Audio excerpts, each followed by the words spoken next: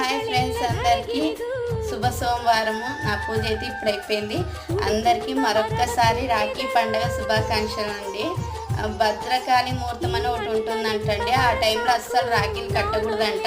మనం రాఖీలు ఎందుకు కడతాం చెప్పండి? మన అన్నదమ్ముల క్షేమం కోసం, వాళ్ళు క్షేమంగా ఆయుర ఆరోగ్యాలతో అష్టైశ్వర్యాలతో సంతోషంగా ఆరోగ్యంగా ఉండాలనే కదా మనం రాఖీలు కట్టేది. ఒక రక్షలాగా వాళ్ళకి ఎలాంటి ప్రమాదాలు జరగకూడదని చెప్పి, అలాంటి రక్షని మనం టైం బాగలేకున్నప్పుడు కడితే అది మనం కట్టినాకున్నా దానికి సార్థకత అనేది ఉండదండి. అది ఇంకా ఎక్కువ ప్రభావం చూపిస్తుంది.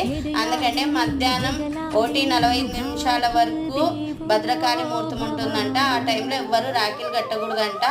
ఆ తర్వాత మళ్ళా 2 నుంచి 4 గంటల వరకు మంచి టైం అంట, అప్పుడు కట్టాలా. లేకుంటే నైట్ 7 నుంచి 10 వరకు మంచి టైం అంట అండి, అప్పుడు కట్టాలంట.